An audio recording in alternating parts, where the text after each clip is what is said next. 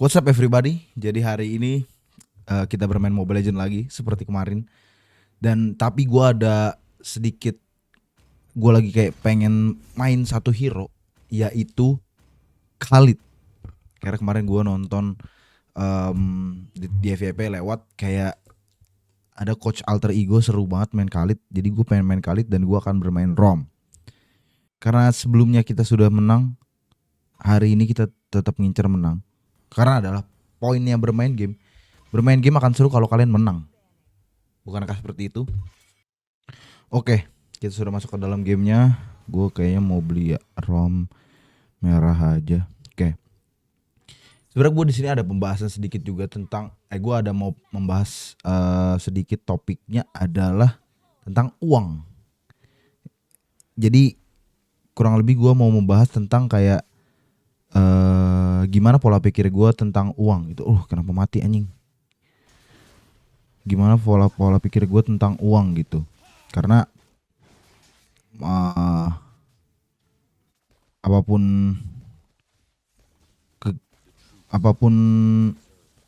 kata orang-orang gitu, yang bilang kayak uang tuh bukan segalanya. Mati dong ini. Anjing one hit. Segala macam uang bukan segalanya. Uang gak bikin happy. Enggak, gue gak setuju tentang pemikiran itu. Karena ketika lu ada uang lu happy. Dan menurut gue itu adalah pola pikir orang miskin anjir. Tapi maksud gue balik lagi ke ngomongin uang. Jadi gue tadi baru dapat contoh kehidupan orang yang awalnya tuh dia dibilang kaya enggak, tapi karirnya bagus lah, punya karir gitu. Lalu secara tiba-tiba di hari tuanya dia miskin. Indikasi kayanya tuh dari mana? Dia tuh pro player di suatu bidang olahraga lah. Tapi sekarang dia kerjanya sebagai supir taksi. Gue tidak mau bilang kerjaannya jelek atau gak menghina pekerjaannya. Yang mau goblok, yang mau gue bilang adalah dia soalnya dia bikin konten, dia menyesal gitu, kayak hidupnya tuh udah nggak ada ininya lagi, udah nggak ada mati nice, nggak ada kayak objektifnya, nggak ada kayak sama kayak gue tuh, nggak ada hal yang dia iniin. Sabar, di sini kita bisa dapat value.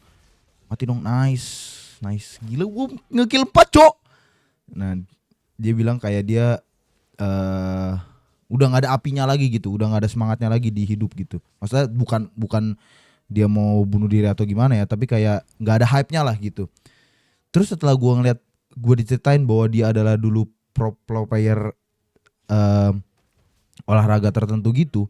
Terus kayak yang gue salahkan kali ini adalah beliau sih. Kenapa? Salahnya di mana sih dia? Salahnya adalah managing keuangannya sendiri. Karena dia sempet di masa jayanya loh. Terus dia jadi hilang arah dan bisa jatuh miskin lah. Tapi gak miskin banget, tapi maksudnya jauh turun drastis kehidupannya gitu. Terus kayak menurut gue dari situ adalah awalnya ya salahnya di cara dia memanage keuangannya. Karena ketika lu udah di certain point yang dapat duit terus lu bisa tiba-tiba jatuh miskin, dalam artian uang lu habis kah atau kayak ini udah pakai NS mage, goblok mati MM-nya. Nah itu salahinya ke diri sendiri, bukan takdir atau gimana. Walaupun gue percaya rezeki ada yang ngatur, iya. Nah tapi balik lagi coba ke teori rezeki ada yang ngatur.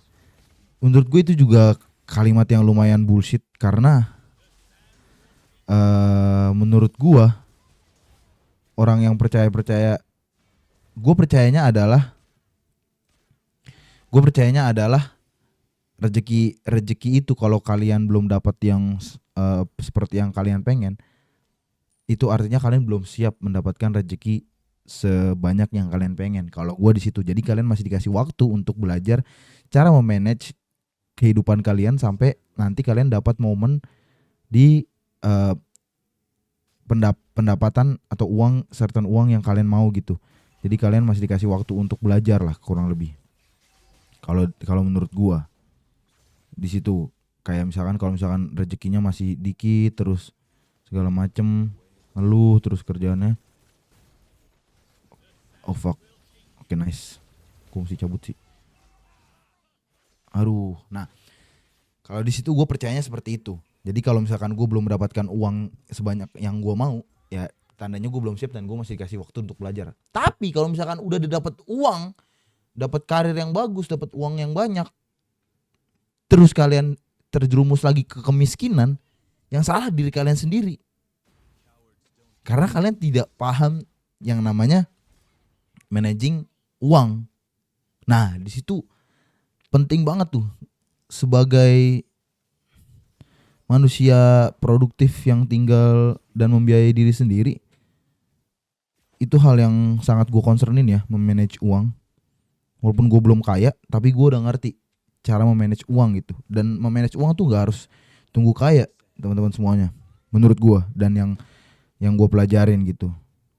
Karena justru malah kalau kalian belum kaya, kalian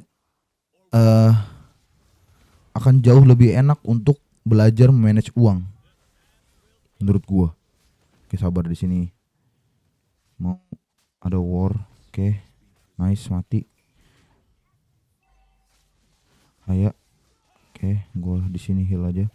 Mati lagi Haya, nice banget tim gua, anjing GG. Oke, kita dapat turtle dan dapat mid. Ini udah cuan banget. Oke, lanjut lagi ke uang. Ya kalau udah dapat momentum, terus tiba-tiba jatuh, jadi miskin lagi. Nah di situ harus kalian bertanya terhadap diri kalian sendiri gitu anjir. Berarti percuma anjing jatuhnya gitu. Nah itu yang terjadi di ada orang yang bikin konten tuh.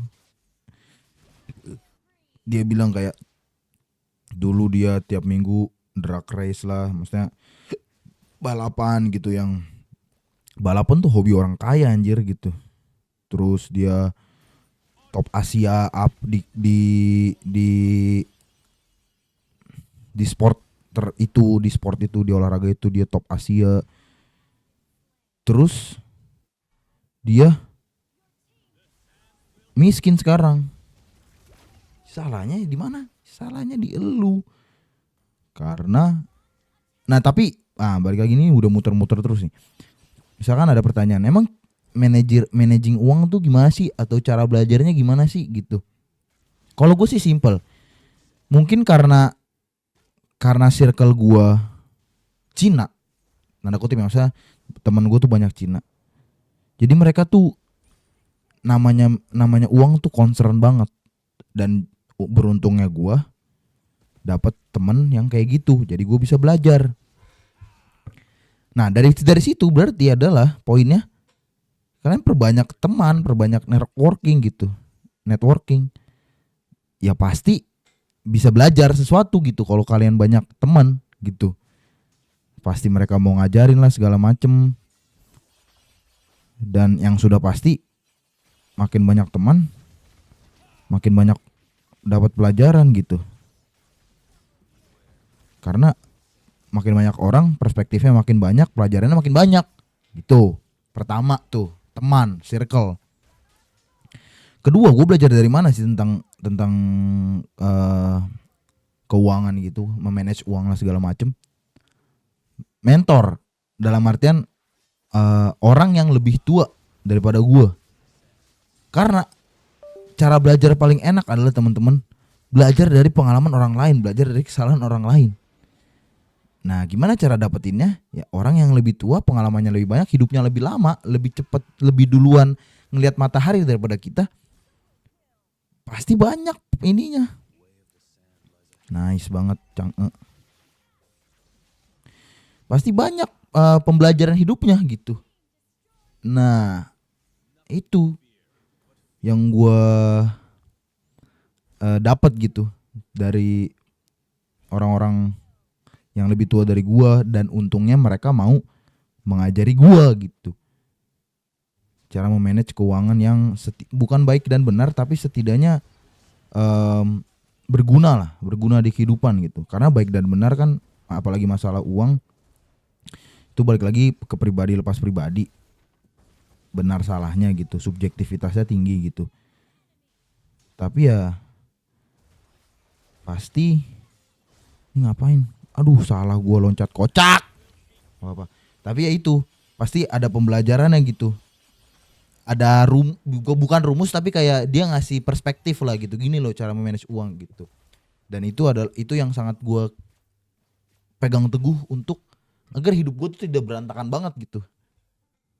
Nah, menurut gue gak banyak orang yang aware akan ilmu-ilmu seperti itu gitu, memanage keuangan. Dan itu adalah hal yang OP sih menurut gue ketika kalian bisa memanage uang kalian sendiri gitu. Jadi pintar-pintar lah mencari uang dan manage uang, teman-teman. Gitu kalau menurut gue. Mau tahu itu cerita gue ada alurnya atau enggak, tapi gue berusaha sebaik mungkin. Ini gak ada temen ya gue. Nice banget Mati, nice. Mati 2. Mati 4. Bisa ini. Aduh gak bisa lagi. Clear aja deh biar clear cepat. Gue bikin apa lagi ya? Ada Haya.